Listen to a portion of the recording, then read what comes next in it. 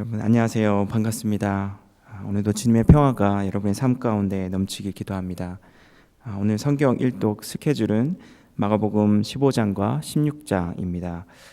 마지막 장들인 15장, 16장을 함께 묵상하시면 되겠습니다. 마가복음은 그의 첫 1장부터 숨가쁘게 그리스도의 복음의 이야기를 이끌어오다가 예수님의 순환 장면에서 천천히 그 시간의 지남을 따라 그 카메라의 앵글을 옮기고 있습니다. 마치 영화의 마지막 클라이맥스에 이른 것처럼 보입니다. 근데 그 장면을 따라가다 보면 숨이 멎이고 가슴이 먹먹해집니다. 날이 새자 유대 종교인 지도자들은 예수님은 로마의 황제 대리자인 총독 빌라도에게 데리고 갑니다. 종교 지도자들도 빌라도 또한 그곳에 모인 사람들을 교묘하게 이용하여 예수님을 십자가에 못 박으라는 원성을 이르게 합니다. 마치 어쩔 수 없이 십자가에 못 박혀 죽을 수밖에 없다는 듯 겁장의 빌라도는 정말 이 사람이 무슨 나쁜 일을 하였소?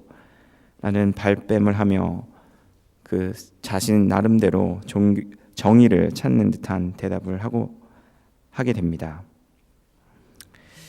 예수님께서 예루살렘에 들어오실 때 환호하였던 사람들은 이제 모두 그에게 등을 돌리고 어떠한 목표를 달성해야 하는 것처럼 예수님을 십자가에 보내게 됩니다.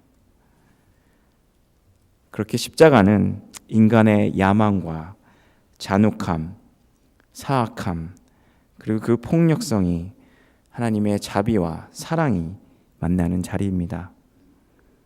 인간의 잔인함에 치를 떨며 그 악의 근원이 하나님의 선하심과 무한한 사랑이 만나는 장소이지요. 그 가운데 예수님께서 서신 것입니다. 그곳에 매달려 완전한 박탈감과 파면을 맞이하신 것입니다. 그 누구도 그 아픔과 고통에 참여할 수 없는 그곳에 서시게 되신 것입니다. 이제 빌라도는 바라바를 놓아주고 예수님을 책짓질한 다음에 골고다로 끌고 가게 합니다. 15절에 짧게 기록된 책짓질을 하였다. 그 단순한 말이 어찌 보면 그저 벨트를 가지고 훈육하는 것처럼 보일 수 있습니다. 하지만 그 당시에 채찍질이라고 하는 것은 많은 죄수들에게 행하였던 가혹행위였습니다. 그것은 두세 사람의 로마 군인들이 돌아가면서 채찍을 가지고 때리는 것인데요. 그 채찍은 가죽으로 되어 있었고 돌이나 금속이 박혀 있어 살을 떼어내게 하는 목적을 가진 고문 도구였습니다.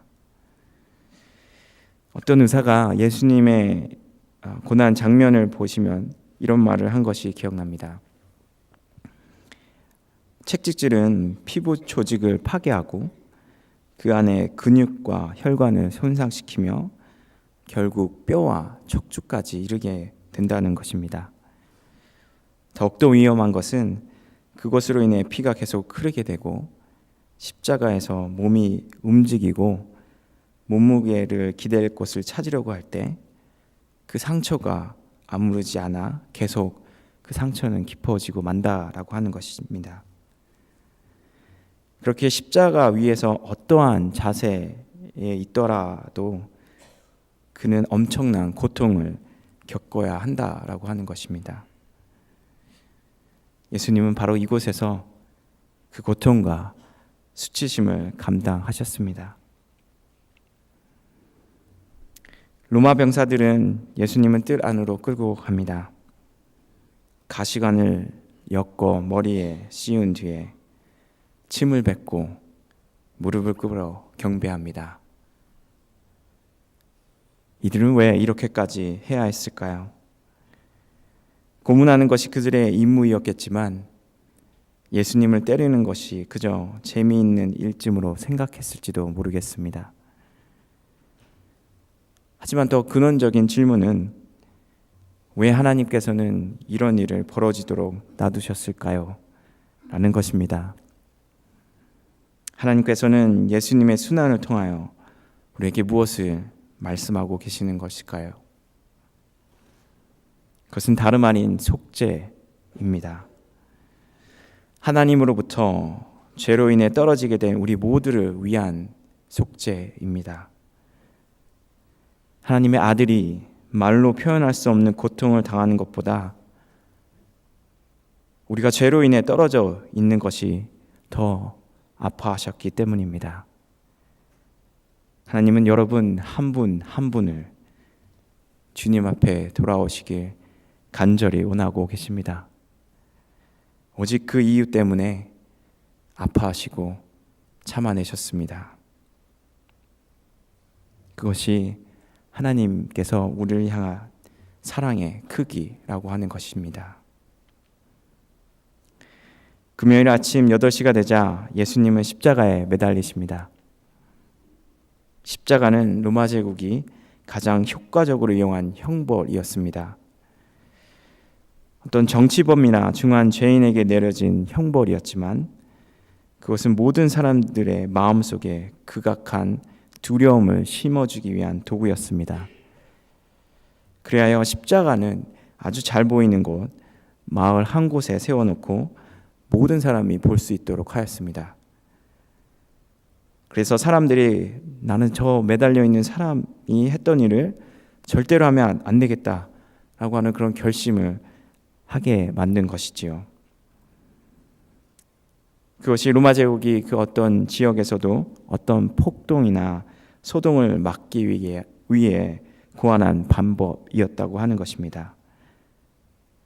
그렇게 가능한 한 오랜 시간 동안 죄인들을 매달아 놓았습니다. 아주 체력이 좋은 사람들은 며칠 동안 그 고통을 받아야 했고, 하지만 예수님의 경우에는 6시간 동안 매달려 계셨습니다. 십자가 위에서 예수님은 그의 몸무게를 손에 박혀 있는 못에서만 의지하게 됩니다. 보통 손바닥은 강하지 않기 때문에 그 몸무게를 지탱하기 위해서는 못을 팔목을 관통하게 하여야 합니다. 그래서 그 팔목의 뼈가 몸무게를 지탱하게 하는 것이지요. 또한 발에 있는 못은 한 발 위에 다른 한 발을 올려놓고 못을 박았을 것이다 라는 생각을 하게 되지만, 최근 고고학 연구에 의하면 나무 조각을 먼저 대고 그 못을 박은 후에 발의 뼈 그리고 그 십자가와 함께 못을 박았다라는 연구 결과를 내었다고 합니다. 그래서 앞쪽에 발이 박혀 있는 것이 아니라 십자가 옆쪽으로 발이 박혔다라고 이야기를 합니다. 중요한 것은 이제 중력인데요. 중력이 몸을 끌어당깁니다. 팔목으로부터 발까지 온몸으로 고통이 찾아옵니다. 양팔을 벌리고 중력에 의해 몸이 내려가면 가장 힘든 것은 숨을 내뱉는 것이라고 합니다. 숨을 들여 마시는 것은 할 수 있겠지만 숨을 내뱉기 위해서는 양손에 힘을 주어 몸을 올려야 숨을 내뱉을 수 있다고 합니다. 그래서 사망의 원인이 질식사이거나 혹은 심장의 페일리어라고 그 경우가 대부분이라고 알려져 있습니다. 예수님께서 겪으신 고통은 말로 표현할 수 없는 고통입니다. 그 아픔과 고통이 무엇을 우리에게 전하고 있는 것일까요? 그것은 하나님의 끊임없는 사랑입니다. 예수 그리스도를 통한 완전한 하나님의 사랑이십니다. 그렇게 우리의 구원은 오직 하나님의 사랑으로 시작되었습니다. 우리를 죄와 절망으로부터, 인간이 만들어낸 악으로부터 구원하시려 그 고통을 당하셨던 것입니다. 예수님은 유월절 어린 양처럼 우리의 죄를 위해 대신하여 죽으셨습니다. 이스라엘 백성이 그 유월절 어린 양의 피로써 구원받은 것처럼 우리 또한 구원받게 된 것입니다. 겟세마네 동산에서 하셨던 그 기도, 내 뜻대로 하지 마시고 아버지의 뜻대로 하여 주시옵소서 라는 기도 때문에 우리 모두는 구원되었습니다. 아무런 죄가 없으신 분이 죄로 물든 우리를 위해 돌아가셨기에 우리 모두는 그분으로 말미암아 하나님께 돌아갈 수가 있게 되었습니다. 구약시대의 제사장은 하나님과 관계를 다시금 회복하기 위해서 사람의 죄를 대신한 희생 제물을 드렸습니다. 그 제물로 인해 사람들은 정결함을 받게 됩니다. 그것이 구약시대에 정해놓은 정결법인데요. 이제 예수님께서 친히 자기 자신을 우리 모두를 위한 희생 제물이 되시며 이렇게 말씀하십니다. 아버지, 저들의 죄를 용서하여 주십시오. 이 말은 모든 사람들을 향한 사랑으로 내가 가진 모든 것을 드립니다 라고 하는 의미입니다. 아버지, 저들이 하는 것을 알지 못합니다. 용서하여 주십시오. 이것이 예수 그리스도의 방법이었습니다. 우리를 살리시고 우리를 구원하시기 위한 희생과 사랑의 방법이었습니다. 여러분과 나는 용서함을 받게 된 것은 한 사람의 온전한 삶의 희생으로 가능했습니다. 예수님은 그가 가진 모든 것을 여러분과 저를 위해 바치셨습니다. 이 세상의 모든 것을 준 것입니다. 그렇기에 바울 사도는 이렇게 고백하였습니다. 그러나 우리가 아직 죄인 되었을 때 그리스도께서 우리를 위하여 죽으셨습니다. 그리하여 하나님께서는 우리들에 대한 자기의 사랑을 실증하셨습니다.